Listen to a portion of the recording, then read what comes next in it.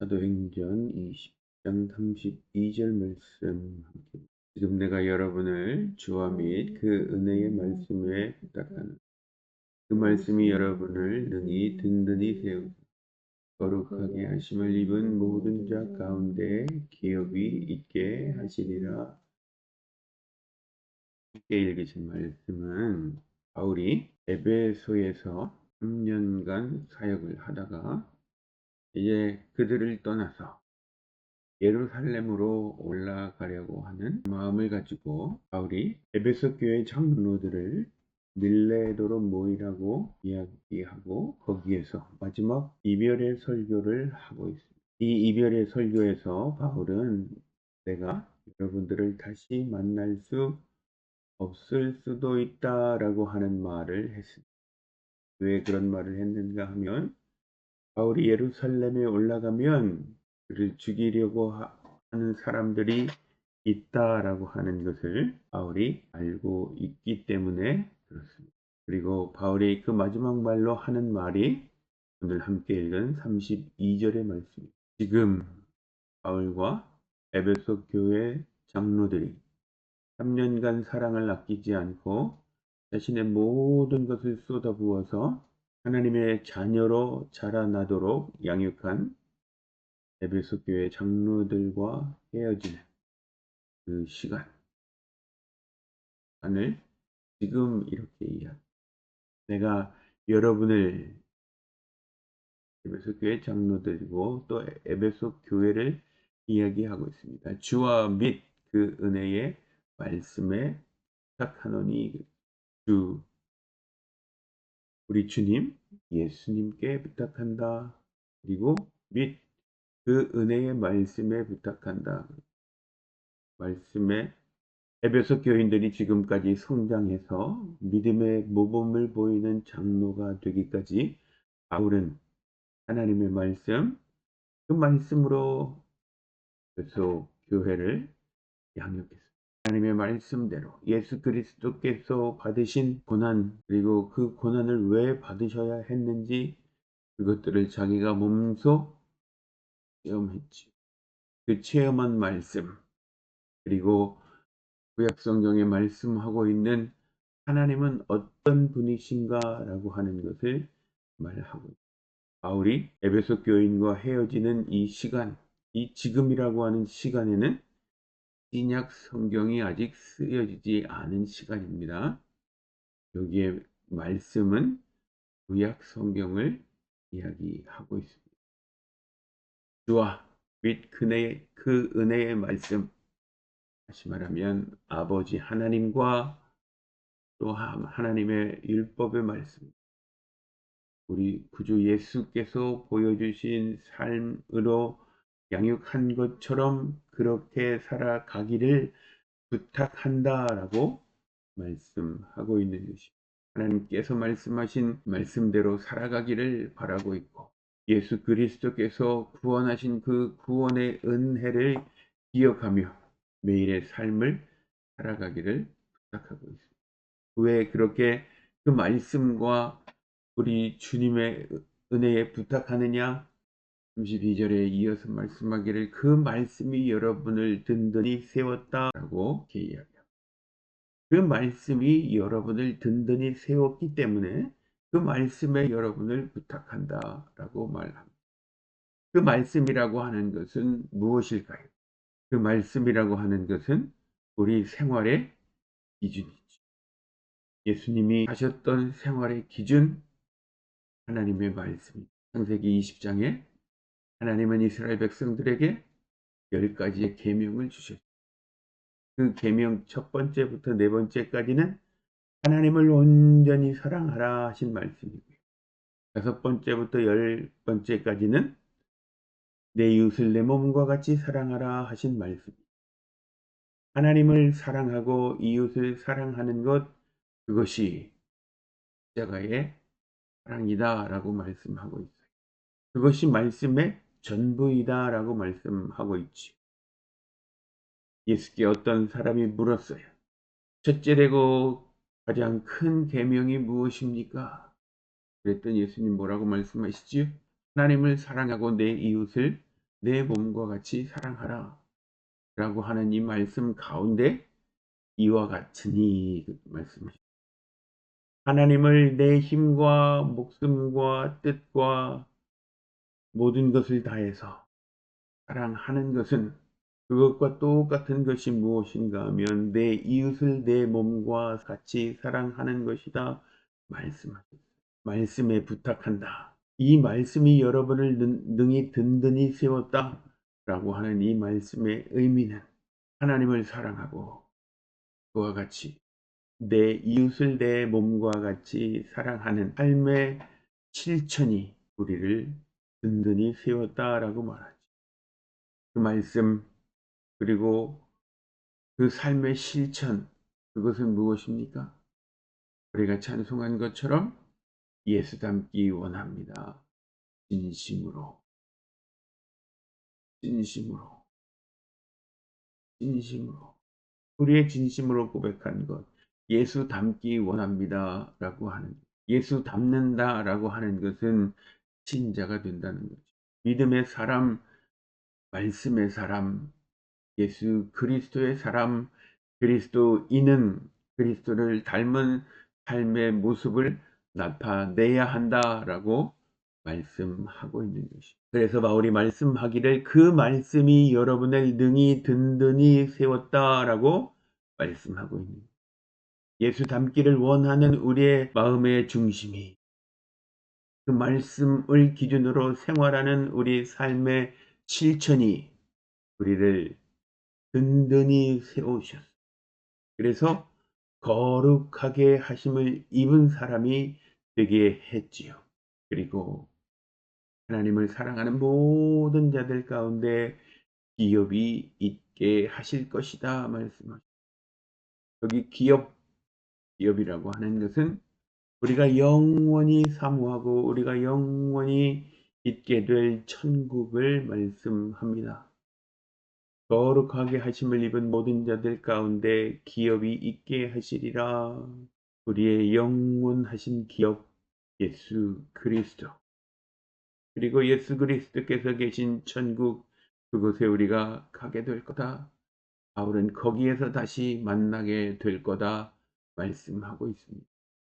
지금은 우리가 헤어지지만 천국에서 우리가 다시 만나게 될 거다. 그 기업을 우리가 얻게 될 거다라고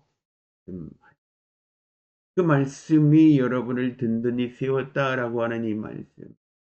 하나님의 진리의 말씀이 우리를 변화시킨다라고 말씀합니다. 우리 주님의 말씀에 요한복음 8장 32절 진리를 알지니 진리가 너희를 자유하게 하리라. 이 말씀 그대로 바울은 말씀이 그 진리가 여러분을 능히 든든히 세웠다라고 말씀합니다. 진리가 우리를 자유케 하신다라고 하는 이 말씀의 의미는 무엇일까요? 예수 그리스도를 알아가면 알아갈수록 하나님의 말씀을 깨달으면 깨달아갈수록 우리의 삶이 하나님 말씀 중심의 삶이 되고 예수 그리스도를 닮아가는 우리의 삶이 된다라고 말씀하고 있어요. 하나님의 말씀은 우리의 목적을 이루기 위해서 꼭 필요한 가장 중요한 우리의 영적인 영양분이 됩니다. 하나님의 말씀을 공급받는 것은 오늘 말씀에 뭐라고 이야기하지요? 그 안에 거하는 것이다. 예수님이 제자들에게 말씀하셨어요. 너희가 진리 안에 거하면 참 내 제자가 될 것이다. 하나님의 말씀 안에 거하게 되면 예수 그리스도 안에 거하게 되면 예수 그리스도를 닮은 삶의 모양이 삶의 실천이 나타나게 되면 그것이 우리를 자유하게 된다. 말씀하고 있습니다. 하나님의 말씀 안에 거하는 것은 우리가 매일매일 결심하고 해야 하는 것이죠. 우리가 매일매일 예수님의 권위를 인정하는 삶을 살아야 하겠습니다. 삶의 모든 부분에 하나님의 권위를 인정하는 삶, 그 삶이 말씀에 기준해서 사는 삶이라고 할 수 있겠습니다. 성경이 하나님의 말씀이 우리 삶의 기준, 우리 삶의 권위가 되어야 우리가 지금까지 익혀온 우리 삶의 여러 가지 많은 문화들이 있지요.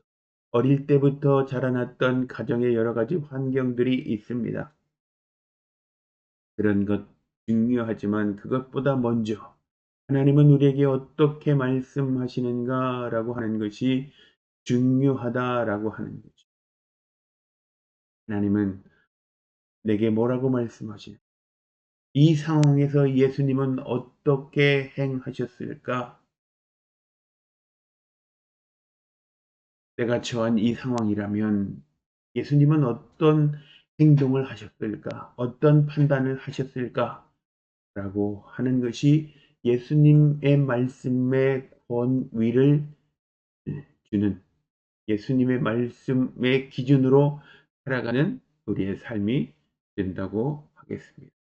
예수님의 권위를 인정하는 삶. 이런 상황이면 예수님은 어떻게 하셨을까? 성경에는 뭐라고 말씀하고 있는가? 라고 하는 것이 우리의 삶에 매일 드려져야 할 질문이 될 것입니다. 오늘 하루도 마찬가지. 무엇을 할 때에 하나님이면, 예수님이면 뭐라고 말씀하셨고 무엇을 하실까? 성경은 내게 뭐라고 말씀하라고 하는 우리 삶의 기준이 되기를 바랍니다. 말씀의 권위 그리고 예수님의 권위 인정하는 우리의 삶이 되어야 합니다. 그리고 진리를 내 것으로 만들어 사는 삶이 필요하지. 내가 알고 있는 여러 가지 많은 삶의 지식, 그것 중요하지만 내가 알고 있는 성경 지식이 내 믿음으로, 내 실천으로, 내 생활로 나타나야 한다라고 하는 것이, 성경의 권위를 인정했다라고 하면 그 말씀을 읽고 연구하고 그리고 그것을 암송하고 우리의 삶에 반영하는 것이 필요하겠다. 그래야 진리를 내 것으로 만들 수 있습니다. 하나님의 원칙들, 그것을 내 삶에 적용하려면 하나님의 말씀을 내가 그만큼 잘 알고 있어야 할 것입니다. 우리는 말씀을 행하는 사람이다 라고 야고보 사도가 우리에게 말씀합니다. 말씀을 행하는 사람, 말씀을 실천하는 사람. 바울은 로마서 12장에 뭐라고 말씀하시지요? 이 세대를 본받지 말라라고 말씀하고 있어요. 우리가 우리 삶에 익혀왔던 여러 가지 많은 삶의 방식, 그것보다 우리 마음의 변화를 받아서 하나님이 원하시는 것, 하나님이 선하게 여기시는 것, 그것을 우리 삶에 실천하는 것, 그것이 우리가 마땅히 드려야 할 영적인 예배, 산 제사다 했습니다. 나는 어릴 때부터 이렇게 해왔기 때문에 이렇게 해야 돼 라고 하는 것이 아니라 하나님이 내게 말씀하시는 삶의 기준, 말씀이 내 삶의 기준이 되어야 한다. 딸이 엄마에게서 배운 것, 아들이 아빠에게서 배운 것, 그것은 그 몸에 배어 있어요. 그렇지만 그것보다 더 중요한 것, 하나님의 말씀이라고 하는 것입니다. 하나님의 말씀을 적용하기 어려운 순간이 우리 삶에 많이 있어요.